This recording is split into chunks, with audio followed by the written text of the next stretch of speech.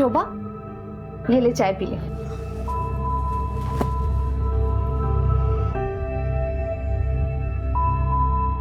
क्या देख रही है? ताई, तेरी पायल तो बहुत अच्छी है। हे, मेरी पायल पर नजर मत डाल। चुपचाप चाय पी ले और पढ़ाई कर। 10वीं की पढ़ाई है तेरी, भूल गई? और पायल का क्या है, मैं तेरे लिए भी ला दूंगी। चाय पी ले। नहीं, मैंने पी लिया, तू पी ले। गप बस, मला माहिती है आज सिर्फ 1 कप चाय का ही दूध बचा था और आई भी सुबह सुबह बिना चाय पिए ही चली गई। अरे पर मैं ताई, तू आई मत बना, बल्कि अब हम दोनों को ऐसे बनना है कि आई को किसी भी चीज की कमी ना रहे और उसे दूसरों के घरों में ना काम भी ना करना पड़े। शोभा, कहने पे तू मुझसे छोटी है और बातें देखो कितनी बड़ी बड़ी कर रही है। ताई रुक, ताई देख शोभा, मेरे पीछे मत आ। ताई मैं कह रही हूँ ना, रुक जा। नहीं रुकूंगी, मेरे पीछे मत आ, मुझे जाने दे। ताई रुक, छोड़।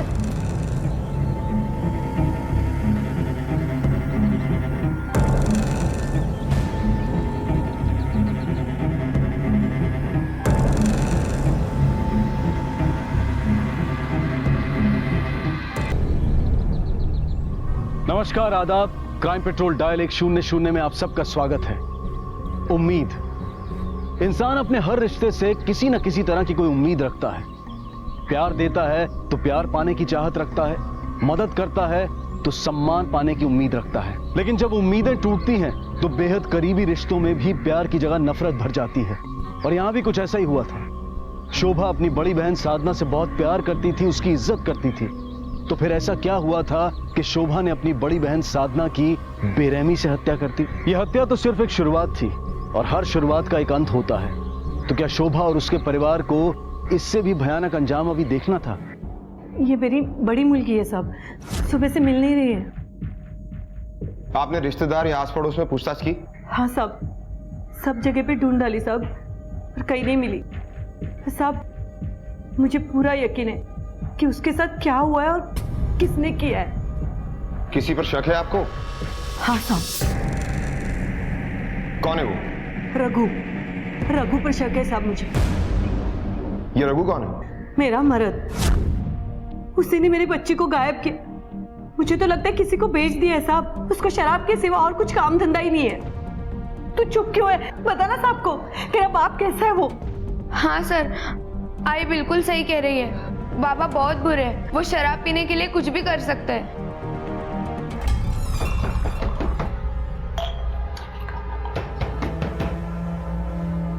कौन है बे? रघु। हाँ बोलो। तुझे लेने आए हैं। तेरी बीवी ने तेरे खिलाफ कंप्लेंट किया है।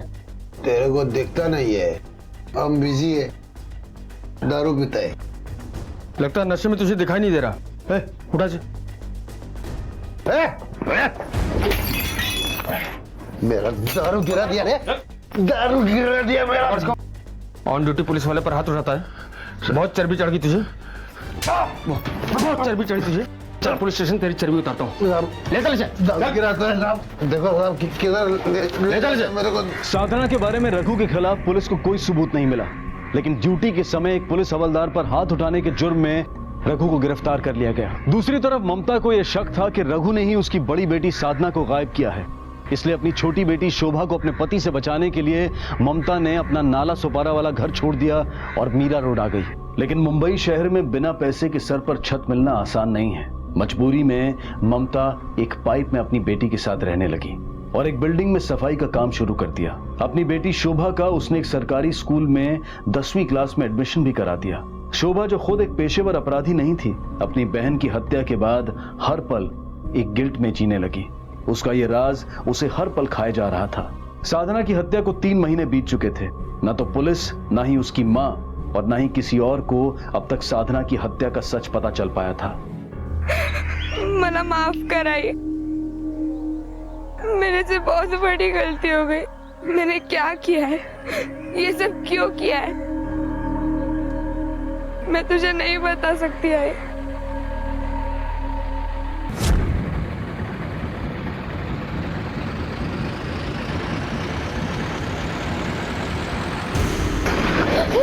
क्या कर रही है तू? हाँ, ध्यान कहाँ है तेरा? अगर मैं अभी हाथ पकड़ के खींच नहीं तो क्या हो जाता पता है तुझे? और स्कूल नहीं जाना है तुझे? आज सिर्फ 10वीं की परीक्षा का आखिरी दिन है ना? हाँ, स्कूल नहीं जाना है तुझे? क्या हुआ बेटा? क्या बात है? आई, मेरे को दाई की बहुत याद आ रही है। आज वो होती तो।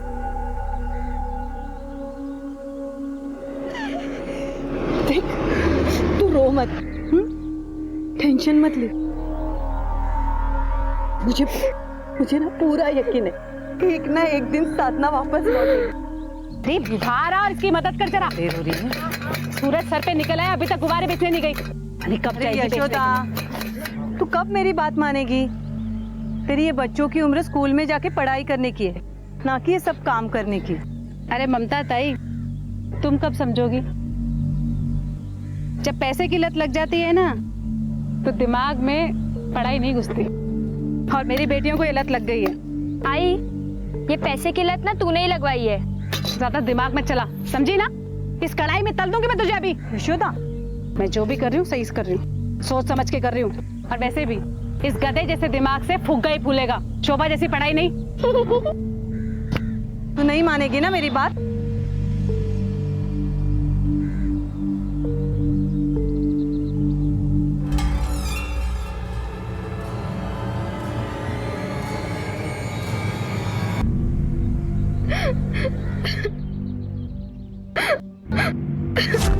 ताई सुनो ना, क्या हुआ?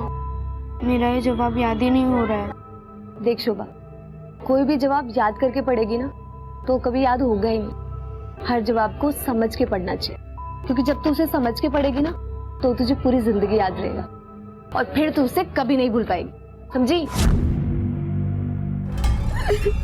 चल बेटा, मैं तेरे को लेने आया। तेरे कचड़ खाने में रहती है। छी, चल आजा मेरे साथ अपने बाबा के घर। नहीं बाबा, तुम जाओ। मैं आई को छोड़कर कहीं नहीं जाने वाली। आई को मेरी जरूरत है, लेकिन आई ने अगर तुम्हें यहाँ देख लिया तो वो वापस तुम्हें जेल भिजवा देगी। उसे तो मैं देख लेगा, तू चला जा। चल नहीं बाबा, चल, नहीं चल, बाबा, चल। बाबा छोड़ो। बाबा, चल। रुक। ए, कौन है रे तू? छोड़ इसे। ए, तू कौन होती है हम दोनों के बीच में बोलने वाली? छोड़। बाप हूँ मैं इसका। छोड़ो। अच्छा, रुक, मैं बताती हूँ तुझे। ए, क्या कर? देखती हूँ तू कैसे ले जाते हैं। बाबा ने साधना ताई को नहीं भेजा है, इन्हें छोड़ दो प्लीज। शोभा, तुझे कुछ नहीं पता, मैं देखती हूँ। मार के तेरी इसको लेके जा। तू कैसे आया यहाँ में? एक बेटे की तू जिंदगी खराब कर दी तूने। हाँ, चल चल। तुम लोगों को देख लगे मैं। क्या यशोदा, पुलिस को लेके? हाँ, तो ठीक तो है ना? चल बेटा, हम लोग यहाँ नहीं रहेंगे अभी। अरे ममता ताई, सुन कुछ नहीं सुनूंगी मैं निकल जाऊंगी यहाँ से। एक बेटी को तो उसने चाट लिया, अब इसे भी लेने आया वो। हमसे इसे भी लेके जाएगा वो। मुझे जाना ही होगा ममता ताई, देख तू उस जानवर के चक्कर में कब तक इधर उधर भागती रहेगी? अरे अपना नहीं तो कम से कम अपनी बच्ची के बारे में तो सोच। अरे इसके लिए तो सोच रही हूँ ना, इसलिए हम लोग यहाँ से जा रहे हैं। चल चल चल जल्दी कर। सुनना, अरे हम सब है ना। ये ले तेरी गठरी।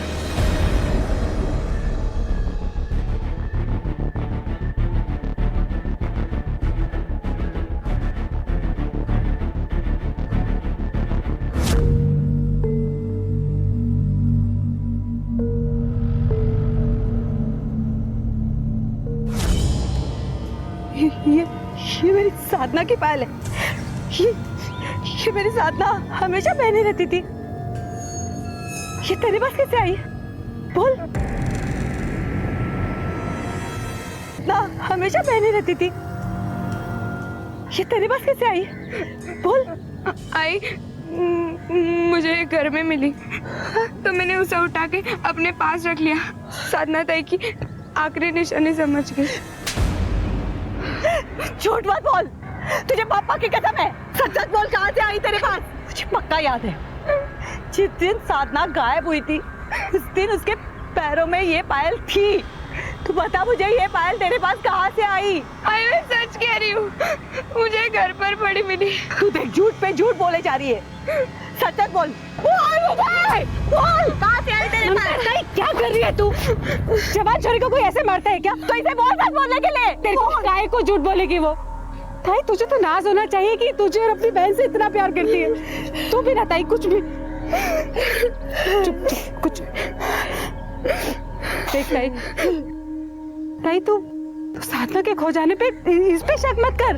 अरे अपनी बहन का बुरा क्यों चाहेगी वो? अब तू खुद बता, उसके पास कोई वजह है उसका बुरा करने की? आज यशोदा के वजह से तू बच गई है, लेकिन बात खत्म नहीं हुई है। तुझे बताना ही होगा ये पायल तुझे कहां से मिली, पता नहीं होगी। शोभा को भी इस बात का एहसास हो गया था कि उसने अपनी बहन की हत्या करके न सिर्फ एक भयानक अपराध किया है, बल्कि कई उम्मीदों की भी हत्या की है। लेकिन अब तक यह साफ नहीं हो पाया था कि शोभा ने अपनी बहन की हत्या क्यों की। इधर शोभा के पिता जेल से वापस आने के बाद फिर से अपने परिवार को पाने की उम्मीद में थे, लेकिन शोभा की मां सिर्फ और सिर्फ अपनी बेटी के अच्छे भविष्य के सपने देख रही थी। वो ये मानती थी कि रघु ने ही उसकी बड़ी बेटी साधना को गायब किया है, इसलिए वो हर हाल में अपनी छोटी बेटी शोभा को रघु से बचाए रखना चाहती थी। रिश्तों की उम्मीदें, उनके गिल्ट और उम्मीदों का टूटना आखिर इन रिश्तों को किस भयानक मोड़ पर ले जाने वाला था।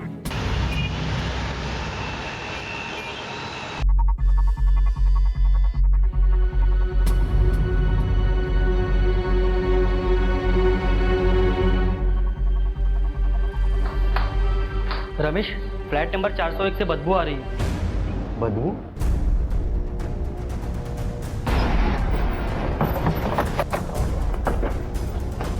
आइए सर, ऊपर। इसी फ्लैट से बदबू आ रही है सर। ओनर को इन्फॉर्म किया? नहीं साहब, इस फ्लैट के ओनर तो 1 साल से दुबई में रहते हैं। हाँ, लेकिन यहाँ काम करने वाली शांता बाई के पास चाबी रहती है, वो अभी आ ही रही होंगी। Sir, by. चाबी?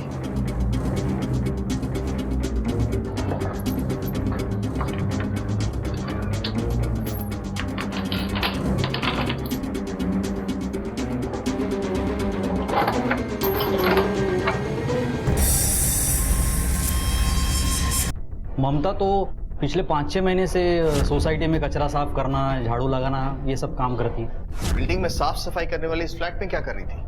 वो तो नहीं पता साहब। सर, कभी कभी लोग खाना देने और पुराने कपड़े देने के लिए बुला लेते हैं। शायद किसी ने बुला लिया होगा। 4 दिन पहले मैंने देखा था उसे जाते हुए। आप कौन? मैं यहाँ का सेक्रेटरी। पिछले 4-5 दिन से वो यहाँ नहीं आई ना? आपने फोन करके पूछा क्यों नहीं आई? सर, मुझे लगा कि कहीं ज्यादा पैसे वाला काम मिल गया होगा, इसके लिए वो नहीं आ रही होगी। आपके बिल्डिंग का सीसीटीवी फुटेज देखना, सारे कैमरास काम कर रहे हैं? जी सर। 401 नंबर फ्लैट की चाबी तुम्हारे पास थी, वहाँ कोई रहता भी नहीं है, तो ममता क्या कर रही थी वहाँ, कैसे पहुंची? साहब, मुझे कुछ नहीं पता साहब। वो फ्लैट 401 की मेम साहब दुबई जाने से पहले उसने मेरे को चाबी दी थी ताकि कभी कभार जाके मैं सफाई कर दूं। तुमने ममता को कभी चाबी दी थी? क्योंकि उसके पास जो चाबी मिली है वो इसी फ्लैट की है। नहीं साहब, ममता के मैंने आज तक कभी किसी को उस फ्लैट की चाबी नहीं दी। ओनर का नंबर है? हाँ साहब। पाटिल, इससे नंबर लेकर ओनर को फोन करो, उसे इन्फॉर्म करो कि फ्लैट में एक डेड बॉडी मिली है, और ये भी पूछना कि इस फ्लैट की चाबी किस किस के पास है। ओके सर, नंबर बता।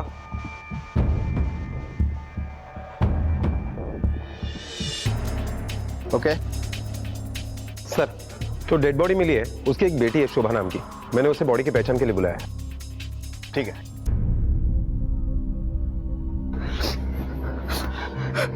मौसी, मैं अंदर नहीं जाऊंगी। वो मेरी आई नहीं हो सकती। वो मेरी आई नहीं हो सकती। मेरी आई जिंदा है, वो मर नहीं सकती। संभाल खुद को। नहीं, चल अंदर चल। मेरी आई नहीं मर सकती। चल अंदर चल। नहीं मौसी, मैं नहीं आऊंगी। मौसी, नहीं आऊंगी मैं। अब अभी 4 दिन पहले ही ममता ताई के गुमशुदा होने की रिपोर्ट लिखाई थी साहब। क्या उसके पास कोई मोबाइल था? नहीं साहब, वो जो भी कमाती थी अपनी बेटी पे खर्च कर देती थी। क्या ममता ने कभी बताया था कि उसे आशियाना बिल्डिंग के फ्लैट नंबर 401 में किसी ने बुलाया था? नहीं साहब, पर साहब वो उस बिल्डिंग में कचरा उठाने का और सोसाइटी में झाड़ू लगाने का काम करती थी। अगर ममता उस बिल्डिंग में कचरा उठाने का, झाड़ू लगाने का काम करती थी, तो उस फ्लैट की चाबी उसके पास आई कहां से? और वो उस फ्लैट पे करने क्या गई थी? क्या मालूम साहब। उसकी किसी के साथ दुश्मनी थी? एक गरीब का सबसे बड़ा दुश्मन उसकी गरीबी होता है साहब। और ममता ताई का गरीबी के साथ साथ एक और दुश्मन था, रघु। रघु कौन? रघु उसका मर्द है साहब। अभी कुछ दिन पहले उसने अपनी बड़ी बेटी को किसी के हाथों बेच दिया साहब, जिसकी रिपोर्ट ममता ताई ने लिखवाई थी नाला सुपारा के थाने में। सब वो कुछ दिन पहले छूटा है वो जेल से। पाटिल, नाला सुपारा पुलिस को कांटेक्ट करो और रघु को पूछताछ के लिए बुलाओ। Okay sir.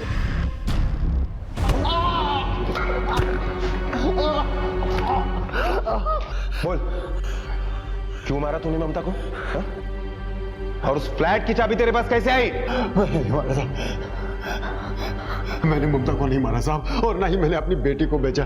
आप लोगों ने तो छानबीन भी किया मेरे खिलाफ। कुछ दिन पहले तो अपनी छोटी बेटी को किडनैप करने के लिए गया था, इस बात के गवाह है हमारे पास। नहीं साहब, किडनैप नहीं किया साहब, वो तो मैं लेने गया था साहब। लेने गया था, फिर भागा क्यों उस दिन? साहब ममता को देख के? वो तो मार मार के उन लोगों ने मेरे को भगा दिया साहब। 10 दिन के बाद मैं वापस गया था लेने के लिए ममता और बेटी को। शोभा का 10वीं का रिजल्ट आया था। मैडम एक मिनट, हाँ, इस बच्चे का एक अकेले का भी ले लो ना। मैडम जी, ये क्या अखबार में आएगा छपके? कल के ही अखबार में छपेंगे। अच्छा। ओ मैडम जी, वो इससे इन लोगों का क्या फायदा होगा? तुम लोग कुछ पैसे वैसे देके जाओ ना। अरे देखना, जब लोगों को पता चलेगा कि एक पाइपलाइन में रहने वाली लड़की 10वीं में 77% लेके आई है, तो लोग खुद ब खुद मदद करने चले आएंगे।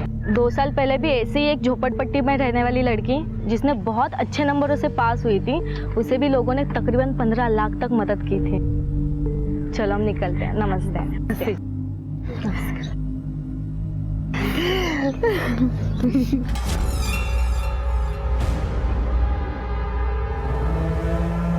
देख ममता, मैं तुम दोनों को लेने आया है। हम लोग साथ में अच्छे से रहेंगे। तू चला जा यहाँ से। आई शपथ, मैं नशा दारू सब छोड़ दिया है। अरे तू तो कुत्ते की दुम है रे, वैसे के वैसे रहेगा। चला जा यहाँ से। देख इसी बात पे ना मैं तू जा रहा है या मैं अभी? निकल। सच बता, तू शोभा को क्यों लेने के लिए गया था? न्यूज़पेपर में उसकी फोटो छपी थी ना, और तूने पढ़ा था कि उसे लाखों रुपए का इनाम मिल सकता है। इससे तू अच्छा बाप और अच्छा पति बनने का ढोंग कर रहा था। नहीं साहब, वो तो मुझे वहां पहुंच के मालूम पड़ा। मुझे पैसा नहीं चाहिए था साहब, मेरे को परिवार चाहिए था साहब। पाटिल, रघु के कॉल रिकॉर्ड्स निकलवाओ और ये भी पता करो कि अगर उसके पास फ्लैट की चाबी आ सकती है तो कहां से। सर कहीं ऐसा तो नहीं कि ये रघु शांता को जानता हो सकता है, तो ऐसा करो, नाला सुपारा पुलिस को इन्वॉल्व करो और रघु और शांता के पड़ोसी से पूछताछ करो उनके बारे में। Okay sir.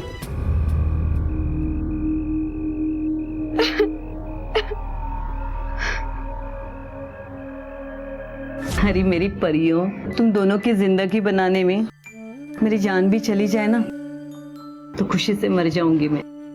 आई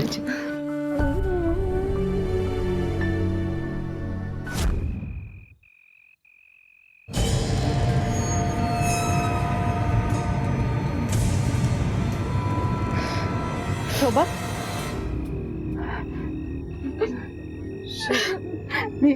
रो मत।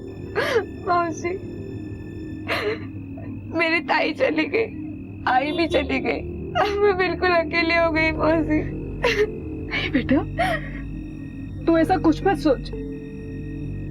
मैं तेरी मासी है ना, तुझसे किसने कहा कि तू अकेली? पहले मेरी 2 बेटियां थी, अब मेरी 3 बेटियां हैं। तो फिक्र मत कर, हम सब साथ में रहेंगे, ठीक है?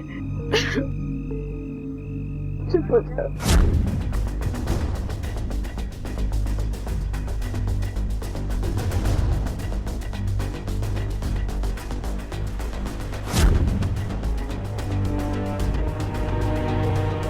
सर, पूछताछ में यह सामने आया है कि रघु जो कुछ भी कह रहा है सच कह रहा है। मतलब सर, रघु के ऊपर अपनी बेटी साधना को गायब करने का जो आरोप लगाया गया था, उसमें उसके खिलाफ कुछ भी सबूत नहीं मिले हैं और ना ही अब तक साधना मिली है। शांताबाई और रघु का कोई कनेक्शन मिला? नहीं सर, शांताबाई और रघु के बीच में कोई कनेक्शन नहीं है।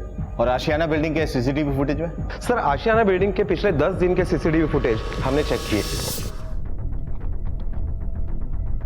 ये देखिए सर, 12 तारीख को ममता इस बिल्डिंग में जा तो रही है, लेकिन उस बिल्डिंग से आते हुए नहीं दिखाई दे रही है। मतलब मर्डर 12 तारीख को ही हुआ है? हाँ सर, और रघु भी इस बिल्डिंग में आते जाते हुए नहीं दिखाई दे रहा है। और शांताबाई दिखी 12 को? नहीं सर, शांताबाई सिर्फ 4 तारीख को इस बिल्डिंग में जाते हुए दिखाई दे रही है। इस बिल्डिंग में शांताबाई और किसी के यहां काम नहीं करती। सर एक बात है, शांताबाई के पास चाबी है लेकिन ममता को मारने का मोटिव नहीं है, और रघु के पास मोटिव है लेकिन इस फ्लैट की चाबी नहीं है।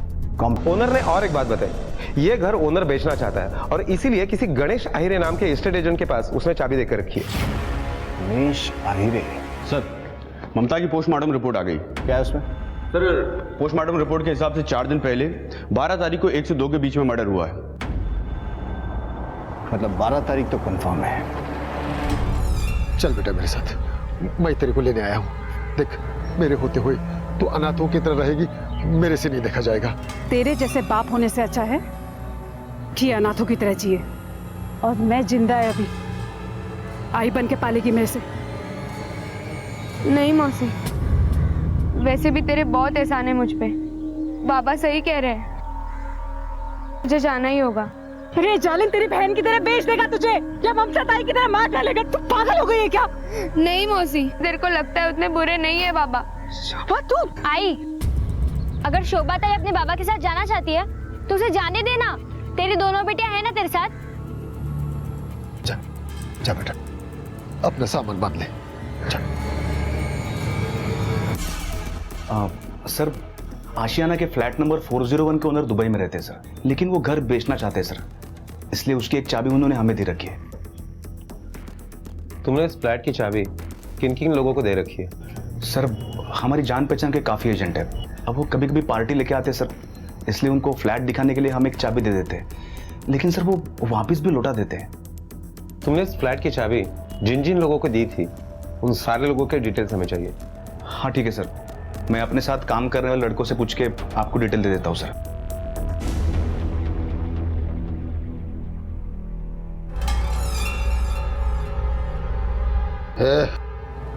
जा, मेरे लिए चिकन बना। पकड़। बाबा तुम्ही वेडे झालात का? आपको शर्म नहीं आती? आई को मरे 2 दिन नहीं हुए और तुम शराब। बहुत जबान चलती है तेरी। उस दिन काहे को चुप थी? हाँ? जब तेरी आई ने पुलिस वालों के सामने मेरे पे झूठा आरोप लगाया कि मैंने तेरी बहन को बेचा है, तू तो जानती है अपनी आई की जैसे मत बन, नहीं तो मेरे से बुरा आदमी कोई नहीं होगा। वो तो साली मर गई, तेरे को भी मरना है क्या? चल चिकन बना, चल।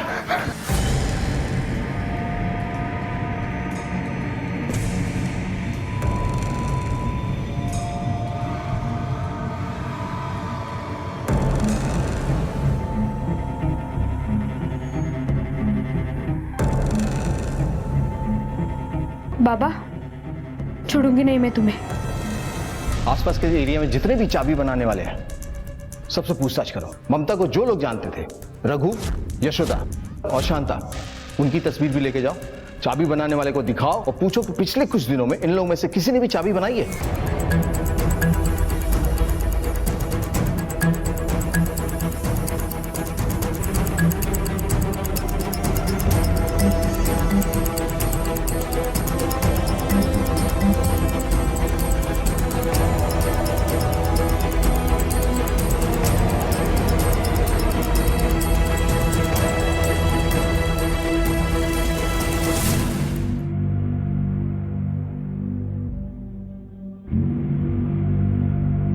एक बात और सर, जिस पड़ोसी ने लाश को पहली बार देखा उसने बताया कि सुबह उसकी बेटी घर पे ही थी।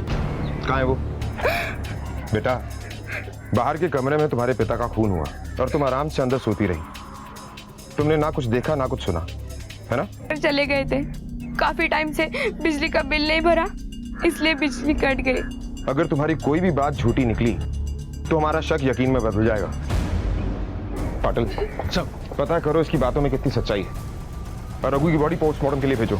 ये लड़की शोभा रात में कब घर आई थी? नहीं देखा रात में कब घर आई थी। हाँ, बाहर जाते हुए जरूर देखा था, वो शाम को बाहर गई थी। मैडम, शोभा करीब 9 बजे तक घर आई थी, मैं पानी लेने बाहर निकली थी तभी देखा था उसको।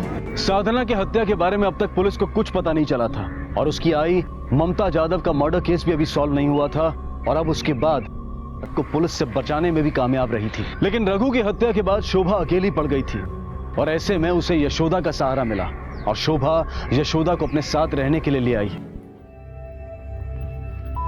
तेरे कहने पे हम यहाँ आ तो गए रहने के लिए, पर तुझे भी मेरी एक बात माननी होगी। कौन सी बात मौसी? वो ये कि अब से तू घर का कोई काम नहीं करेगी, सिर्फ पढ़ाई करेगी और इसकी जिम्मेदारी मेरी, ठीक है? ठीक है। रुक, मैं तेरे लिए दूध लेके आती हूँ। अरे मौसी, अरे गैस पे रखा है गर्म करने, रुक।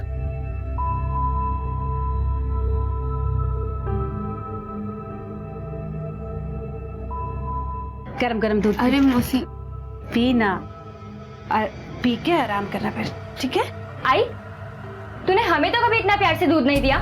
हम तो चाय पिलाने को भी कहते हैं तो हमें 10 बातें सुनाती है और अब इसे देख कितना प्यार दे रही है। बकवास मत कर। अब मैं सच बोल रही हूँ तो गुस्सा आ रहा है। अरे मौसी छोड़ो ना, उम्र में छोटी है मुझसे, अकल नहीं है उसे इतनी। सर, ये नालासोपारा पुलिस स्टेशन से पुलिस इंस्पेक्टर मनोज कामरे और police sub inspector Ganesh Patil. Hello sir. Hello sir. Raghu की डेड बॉडी उसके नालासोपारा के घर में मिली। रघु की बेटी शोभा, उसका ये कहना है कि जब वो घर पर लौटकर वापस आई तो उसने अपने बाबा को नशे की हालत में धुत पड़े हुए देखा। उसे लगा शायद वो सो रहा है। इसका मतलब है कि शोभा के आई बाबा दोनों मारे जा चुके हैं और बड़ी बहन की कोई खबर नहीं है। लेकिन सब में शोभा का इन्वॉल्वमेंट तो नहीं है? सर हम भी इसी एंगल से जांच कर रहे हैं। लेकिन शोभा के पास अपने आई को मारने का कोई मोटिव नजर नहीं आता। अगर मारी है तो कोई ना कोई तो वजह होगी जरूर। आप नालासोपारा में शोभा की कुंडली निकालिए और हम यहाँ मीरा रोड में उसके बारे में इंफॉर्मेशन इकट्ठी करते हैं। देखते हैं आगे हाथ क्या लगता है। ठीक है, थैंक यू।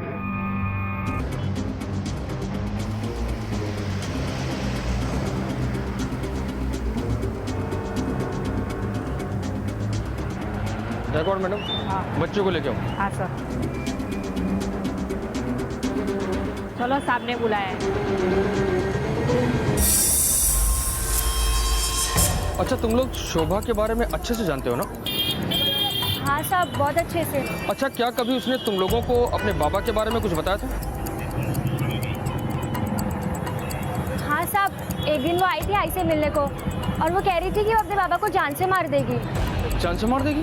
लेकिन क्यों मारना चाहती थी अपने बाबा को? वो तो पता नहीं साहब, पर हाँ साहब, वो ना चोर है।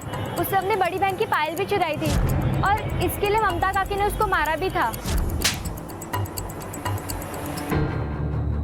सर, पोस्टमार्टम रिपोर्ट आ गई है। इसके मुताबिक मर्डर का टाइम 9 से 10 के बीच का है सर। 9 से 10। पाटिल सर। ये शोभा भी 9 से 10 के बीच में ही घर वापस लौटी थी। Yes sir. बुलाओ शोभा को। बेटा, इस पायल को ध्यान से देखो। पहचानती हो इसे? ये तुम्हारी बड़ी बहन की पायल है, तुम्हारे सामान से मिली है। कहां से आई तुम्हारे पास? कहीं ऐसा तो नहीं अपने बाबा के साथ साथ तुमने अपनी बड़ी बहन को भी मार दिया? बोलो बेटा। डरो नहीं बेटा, बोलो। सर क्या पूछ रहे हैं? मैं हूं ना तुम्हारे साथ यहाँ पर। नहीं सर, मैंने अपनी साधना ताई को नहीं मारा है और ना ही अपने आई बाबा को। शोभा, शोभा, साहब इसे छोड़ दो साहब, ये बेकसूर है, पढ़ने लिखने वाली बच्ची है साहब, इसने कुछ नहीं किया। देखिए, हमने इसे सिर्फ पूछताछ के लिए बुलाया है। अब बाहर जाइए। नहीं, मैं इसे लिए बिना नहीं जाएगी। चलिए बाहर। मैं इसे लिए बिना नहीं जाएगी। चलिए। साहब उसे छोड़ दो साहब, उसे कुछ नहीं किया। शोभा, चलिए। शोभा, साहब। बेटा घबराओ मत, सच सच बताओ, तुमने खून नहीं किया तो फिर किसने किया है?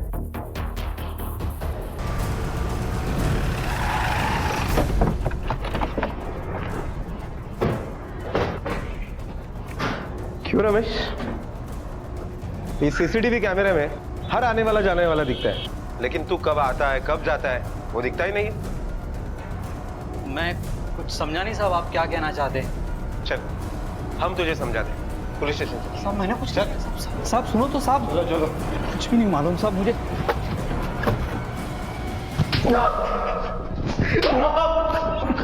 बता। मैं सच बोल रहा हूँ साहब। यही था वो? हाँ साहब, यही था वो। ले जाओ इसे। अगर अब भी तूने सच नहीं बोला तो अगले आधे घंटे तक सिर्फ तेरी कुटाई होगी, कोई सवाल नहीं पूछा जाएगा। मैं बताता हूँ साहब। मैंने ही ममता के मर्डर से 10 दिन पहले इस चाबी वाले को बुलाया था और उस फ्लैट का चाबी बनवाया था साहब। इसका चाबी बनाना है, बन जाएगा। अरे चेकिंग वेकिंग करना है, देखना है अंदर पानी तो लीक नहीं कर रहा है।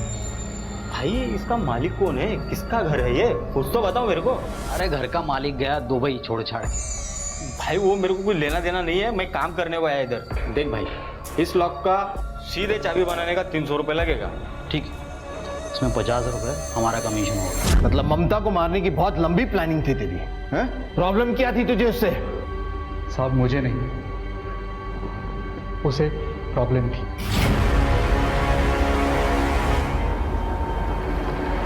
तेरे पास दो रास्ते हैं, एक तो झूठ बोलती जा और मार खाती जा, और दूसरा आसान है। सच बता, तूने ही ममता को मरवाया ना? साहब आपको कोई गलत फहमी हुई है साहब, मैंने किसी को नहीं मरवाया साहब, मैं झूठ नहीं बोल रही है साहब, मैं सच बोल रही हूँ साहब, मैं झूठ नहीं बोल रही हूँ, यकीन करो साहब। झूठ नहीं बोल रही है हा? लेकिन इसने हमें सब कुछ सच बता दिया है कि तूने और इसने मिलकर ममता की हत्या की। अब बता, सच बोल। मैं बताती है सर। हाँ सर, मैं ही मरवाई है ममता को। देख तू टेंशन मत ले, ये चाबी रख और फ्लैट नंबर 401 में जाके दरवाजा खोल के आराम से बैठ जा। मेम साहब अभी आती होगी, तू सारी बात कर लेना उनसे, काम की, पैसे की, सब ठीक। सच यशोदा, कितना कुछ करती है तू मेरे लिए, इतना तो किसी की सगी बहन भी नहीं करेगी। ये तिमी हाँ।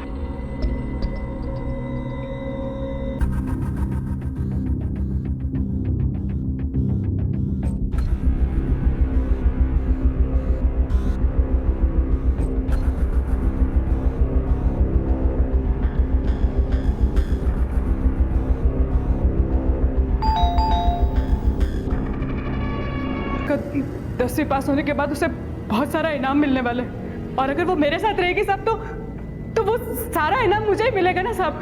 और साहब जब वो पढ़ लिख के कुछ बन जाएगी तो मेरे साथ रहेगी ना साहब, तो उसके साथ साथ मेरा और मेरी दोनों बेटियों का भविष्य भी बन जाएगा सब।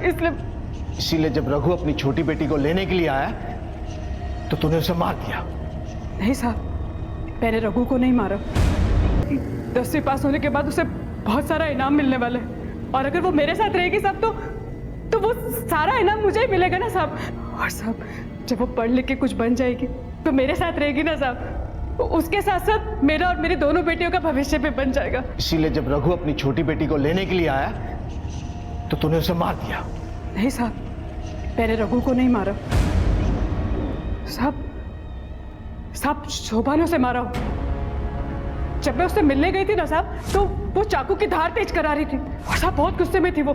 मौसी, मैं बाबा के साथ आई थी कि मुझे लगा बाबा सुधर गए होंगे, पर वो तो कभी नहीं सुधर सकते।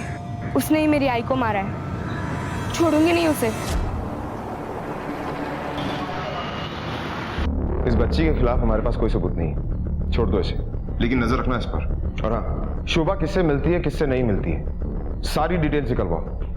हो सकता है रघु का खून शोभा ने ना किया बल्कि किसी और के थ्रू करवाया, या ये भी हो सकता है कि रघु का कातिल कोई और ही हो।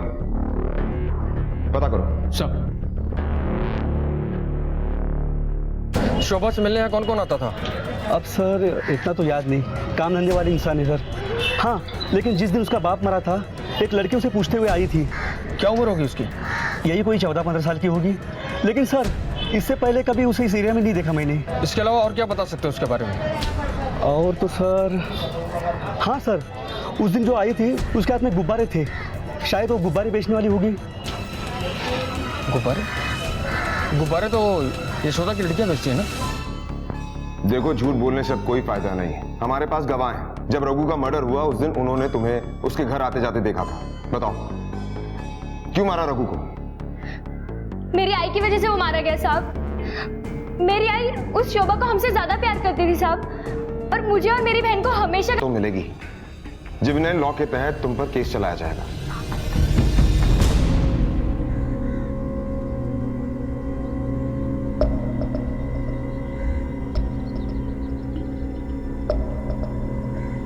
उसकी मां ने साधना नाम की एक लड़की की मिसिंग कंप्लेंट लिखवाई थी, जिसकी कद काठी और कपड़े इस डेड बॉडी से मिलते हैं। सर, उस डेड बॉडी से एक ही पैर की पायल मिली है, ये देखिए।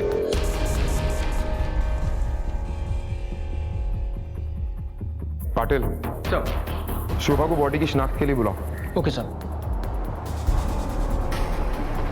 ये दोनों पायल एक ही जोड़ी की है और जिस ज्वेलर से खरीदी गई है उसने भी कंफर्म किया है। बताओ क्यों मारा अपनी बहन को? देखो, अपनी बहन की डेड बॉडी को पहचानने से तुमने मना किया, पुलिस को गुमराह करने की कोशिश की।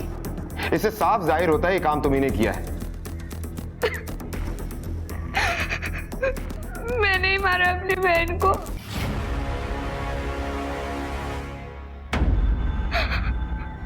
आई ने हम दोनों बहनों को हमेशा बहुत प्यार किया। वो दिन रात सिर्फ इसलिए मेहनत करती थी ताकि हम दोनों बहनें पढ़ लिख के कुछ बन सके। इसलिए साधना ताई ने आई की मदद करने के लिए एक नौकरी कर ली। साधना नौकरी करके तुम्हारी आई की मदद ही तो कर रही थी। लेकिन उस एक लड़के अमित के साथ उसकी वहां दोस्ती हो गई और वो उस लड़के के साथ भागने वाली थी। ताई रुक, ताई देख ताई, मैंने तेरी और उस अमित की सारी बातें सुन ली है। तू उसके साथ भागने की तैयारी कर रही है? ऐसा मत कर ताई। देख शोभा, मैं ऐसे घुट घुट के नहीं जी सकती, मेरी भी अपनी जिंदगी है। लेकिन अगर तू चली जाएगी तो आई मर जाएगी। और तुझे याद है ना, हम दोनों ने आई को एक अच्छी जिंदगी देने का फैसला किया है। हाँ याद है, लेकिन अपनी जिंदगी की कीमत पर नहीं। मुझे रोकने की कोशिश मत कर, मैं जा रही हूँ अमित के पास। ताई आई को धोखा दे रही थी सर, वो अपनी जिम्मेदारी से भाग रही थी। इसलिए उसे बाल सुधार गृह में भेज दिया गया। अपनी बहन से उसकी उम्मीदें गलत नहीं थी। वो अपनी माँ को एक बेहतर जिंदगी देने का सपना देख रही थी, लेकिन उस सपने को पूरा करने के लिए वो अपनी बहन को अपना साथ देने के लिए मजबूर करे, और अगर वो ना माने तो उसकी हत्या कर दे। क्या ये सही था? किसी भी रिश्ते में उम्मीद करना गलत नहीं है, लेकिन उन उम्मीदों को जबरदस्ती उस रिश्ते पर बोझ बनाकर डाल देना ये गलत है। और ममता ने भी इस गलती को बढ़ावा ही दिया था। उसने जिंदगी में कई त्याग किए थे, लेकिन उसे भी उम्मीद थी कि अगर बेटियों का भविष्य अच्छा होगा तो उसकी भी जिंदगी सुधर जाएगी। यशोदा और उसके साथी वॉचमैन रमेश यादव को ममता की हत्या के लिए गिरफ्तार किया गया, और उसकी बेटी गीता को भी रघु की हत्या के लिए बाल सुधार गृह में भेजा गया। बच्चों से या किसी से भी उम्मीदें रखें, लेकिन उन उम्मीदों को उन पर बोझ ना बनने दें। अब मैं अनूप सोनी आपसे विदा लेता हूं। फिर मुलाकात होगी अगले एपिसोड में एक और चौंका देने वाले केस के साथ। तब तक अपना और अपने परिवार का ख्याल रखें और देखते रहें क्राइम पेट्रोल डायल 100। सबक एक को सीख हम सबको। जय हिंद।